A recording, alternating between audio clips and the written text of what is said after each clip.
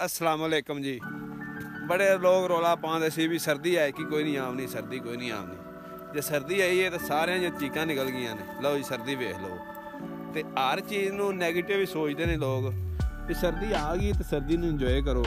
सर्दी तो बगैर भी कोई काम नहीं होंदा, तो गर्मी तो बगैर भी कोई काम नहीं होंदा। देखो ना, हुण सर्दी आई है तो सर्दी वाले फल पक्कणगे तो तुहानूं मिलणगे। जे गर्मी है तो गर्मी अगर ना पवे तो तुसीं अंब कित्थों खाओ? तुसीं जिहड़े सब्जी वाले जिन्ने भी फ्रूट ने वो कित्थों तुसीं खाओगे? लोग कल हुण जुम्मा पढ़न गए हैं तो जुम्मे दे विच मौलवी साहब नूं लोग कह रहे सी जी दुआ करो जी अल्लाह ताला मौसम खोल देवे। ये अल्लाह ताला ने मौसम बनाया है, इनका कोई मकसद है, इनू इंजॉय करो। क्योंकि हुण वेखो ना, फसलां ने, आलू ने, ये कनक जिहड़ी सर्दी ना पवे ये बुच्चड़ ही नहीं मारदी। इंदी जिहड़ी पैदावार है वो घट जाती है, इनकी औसत बिल्कुल थोड़ी आँदी। सर्दी पवे फोटां ज़्यादा करदी है तो औसत वध जाती। मौलवी साहब दुआ कर रहे, या अल्लाह ठंड जिहड़ी है साडे तो लै जा। ये साड़ियाँ शामतां ने, तो जिधर बर्फ पैंदी पई है, जिधर 12 महीने बर्फ पैंदी है, वो बंदे की करन? इंजॉय करते हैं। हुण रशिया दे विच एक जगह तो मैं मंडी वेख रहा सा, 50 डिग्री माइनस, 40 डिग्री माइनस लोग उत्थे चीज़ां वेच रहे हैं। हर चीज़ फ्रीज हुई है, तो इत्थे तो धुंध थोड़ी बहुती आ गई है। तो तुसीं उहनूं इंजॉय करो, तुसीं काम करो। जिहड़ा बंदा काम करदा है उहनूं तो कोई सर्दी नहीं लगदी। यह सोलर फिटिंग हो रही है बाबा जी, अपने ए सामने वेख लो, 1 2 3। चौधरी साहब की मंगवाया जी? की मंगवाया जी? मिठा तो गर्म माल ही होंदा, तुहानूं पता सर्दियां च डेरे ते आइए तो 12 लग जांदियां ने बाबा जी। हाँ, अल्लाह पाक बरसां कर दिंदा। खान पीन नूं अल्लाह शुक्र है काफ़ी कुछ लभ जाता है, तो सैर करने वास्ते भी। चलो जी खोलो पटारी ज़रा। पटारी? हाँ पटारी है ना मेरे, मैं तो तुसीं दस्सिया नहीं तो की चीज़ है। पटारी तो सप्प निकलदे ने। ओह माशाअल्लाह जी माशाअल्लाह। लो जी खालस दुध होवे ते फिर देसी माल होण, सेवियां होण, उत्तों होवे ठंड, गरम ने। वाह भाई वाह, मज़ा ही आ जाना। उत्तों कॉफी होवे, कॉफी भी पीनी और ज़ाहिर है नहीं ठंड। वाह शहर वाले वेख लो, पिंडां वालियां वास्ते की। हाँ जी, ए लाला लैके आ रहा दुंबियां वास्ते पट्ठे, दुंबियां वास्ते छेती लै फिर। हैं दुब्बे अज रजन दे। इधर गल सुन, नहीं अज हरे पा रहे हैं, अगे तो तूड़ियां छुड़ियां पाना है। हां जायका चेंज करना है। नहीं हरे पा रहे हैं।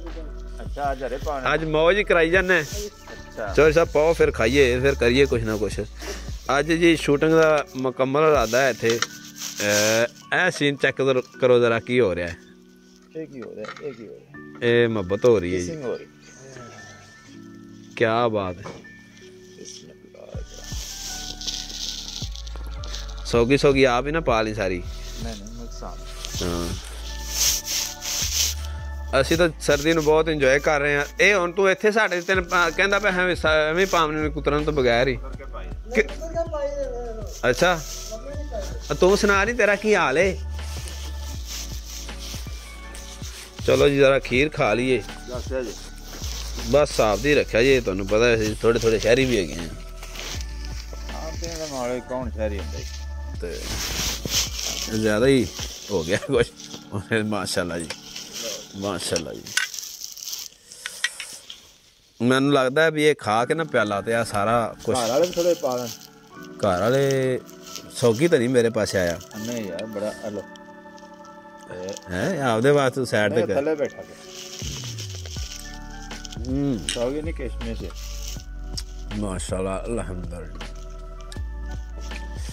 क्या ही टेस्ट है यार। गरम ने बहुत मज़ेदार ने, बहुत मज़ेदार। और कटियां नूं वेखो यार, ठंड लगी पई अज इन्हां नूं। इन्हां नूं दिओ कोई तेल तूल। बाबा नीफ अल्लाह ताला जन्नत नसीब करे अपना बिया सिंह वाला। उन्हें गल सुनाई भी मैं ना, मैं थाने उन्हें ना बंद किया सी, रौला सी, ते उन्हें मैंने छड्या ना उतों तो निकलिया। मैं भुख मैनू बड़ी लगी। भुख है मैनू बड़ी लगी, तो मेरी ना भैन का उत्थे घर सी, तो मैं उधर चला गया।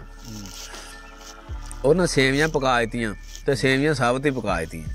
ਕੁੜੀਆਂ ਸ਼ਰਾਰਤੀ ਸੀ, ਕੁੜੀਆਂ ਸ਼ਰਾਰਤੀ ਉਹਨਾਂ ਸੇਵੀਆਂ ਪਾ ਕੇ ਨਾ ਪਰਾਤੜੀ ਦੇ ਤੇ ਨਾਲ ਵਿੱਚ ਚਮਚੀ ਰੱਖ ਦਿੱਤੀ ਵੀ ਇਹ ਅੱਜ ਇਹਨੂੰ ਖਰਾਬ ਕਰਨੀ ਹੈ, ਬੜਾ ਔਖਾ ਹੋਵੇਗਾ ਵੀ ਚਮਚੀ ਦਾ ਨਾਮ ਸੇਵੀਆਂ ਚੜ੍ਹਨ ਨਾ ਲੈਣਾ ਨਾ ਦੇਣਾ।